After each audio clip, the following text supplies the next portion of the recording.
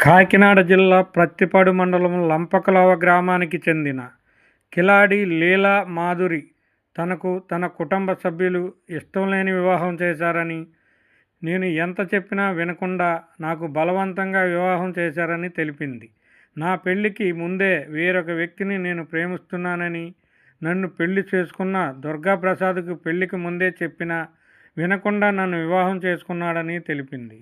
పెళ్లి జరిగిన తర్వాత నన్ను పెళ్లి చేసుకున్న దుర్గాప్రసాద్ నన్ను మానసికంగా, శారీరకంగా హింసిస్తూ చంపడానికి ప్రయత్నించాడని ఆవేదన వ్యక్తం చేసింది.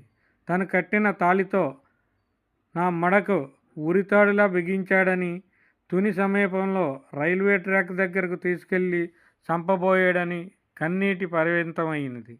దిక్కుతోచని స్థితిలో ప్రాణభయంతో నా అంతట నేనే బయటికి వెళ్ళిపోయానని, నన్ను ఎవరూ తీసుకెళ్లలేదని మీడియాతో తెలిపింది. నా కుటుంబ సభ్యులు కూడా నన్ను ఇష్టం లేని కాపురం చేయాలని బలవంతం చేస్తున్నారని, దిక్కుతోచని స్థితిలో ప్రత్తిపాడు పోలీస్ స్టేషన్లో నాకు ప్రాణానికి రక్షణ కల్పించాలని ఫిర్యాదు చేశానని తెలిపింది. నాకు న్యాయం జరిగేలా చూడాలని హోంమంత్రి అనిత గారిని చేతులు జోడించి ప్రార్థిస్తున్నానంటూ మీడియా ముఖంగా కోరింది. నమస్కారం. నా పేరు లీలా మాధురి.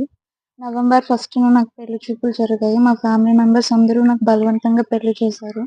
నేను పెళ్లికి ముందే నన్ను చేసుకోబోయే అతనికి చెప్పేసి నేను ఒక అబ్బాయిని లవ్ చేస్తున్నాను, నాకు ఈ పెళ్లి ఇష్టం లేదని. అయినా సరే నన్ను బలవంతంగా పెళ్లి చేసుకున్నాడు. పెళ్లి చేసుకున్న తర్వాత నన్ను టార్చర్ పెట్టాడు. నేను ఎప్పుడైతే ఈ విషయం చెప్పానో, ఈ విషయం తెలిసి నాకు టార్చర్ చేస్తున్నాడని తెలిసి నేను లవ్ చేసిన అబ్బాయితో నేను పాడేరు వెళ్ళిపోవడం జరిగింది. వెళ్ళిన తర్వాత నన్ను స్టేషన్‌కి తీసుకొస్తారు. తీసుకొచ్చిన తర్వాత నాకు డివోర్స్ ఇప్పిస్తానని చెప్పారు స్టేషన్‌లో. ఆ మాటలు వినేసి చెప్పేసి మళ్ళీ నేను ఇంటికి వెళ్ళాను. ఇంటికి వెళ్ళిన తర్వాత మళ్ళీ అదే సేమ్ టార్చర్ జరిగింది నాకు. మళ్ళీ కొట్టి, తిట్టి నన్ను చంపడానికి కూడా చేశాడు. ఎవరైతే మా ఫ్యామిలీ మెంబర్స్, మా అమ్మ, మా అన్నయ్య, మా పెద్దమ్మ వీళ్ళు ముగ్గురు కలిసి నన్ను చంపడానికి చూశారు. నన్ను చేసుకున్నవాడు కూడా 3 టైమ్స్ చంపడానికి చూశాడు. నన్ను బలవంతం చేయబోయాడు. వాడు కట్టిన తాళితోనే నన్ను చంపడానికి కూడా చూశాడు. ఆ టార్చర్ భరించలేకే నాకు నేనుగా బయటకొచ్చారు. నన్నెవ్వరు బలవంతం చేయలేదు.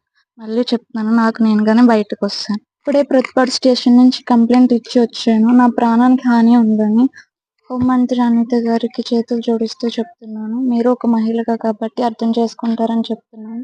నాకు ఇష్టం లేని పెళ్లి చేశారు. మీరు అర్థం చేసుకుంటారని చెప్తున్నాను. మా ఇంట్లో వాళ్ళు నన్ను చంపడానికి కూడా చూస్తున్నారు. నన్ను చేసుకున్నవాడే 2, 3 సార్లు చంపడానికి ట్రై చేశాడు. నా బాధ మా పుట్టింటి వాళ్ళకి కూడా నేను చెప్పుకోలేకపోతున్నాను. అటు మా అన్నయ్య వాళ్ళకి కూడా చెప్పుకోలేకపోతున్నాను. ఒకవేళ చెప్పుకున్నా సరే వాళ్ళు కూడా నన్ను చంపేయడానికి చూస్తున్నారు. ఇది మీరు అర్థం చేసుకుంటారు కాబట్టి ఒక మహిళగా మీకు నేను చెప్తున్నాను. మీడియా వారికి వినిపించుకుంటూ నమస్కారం.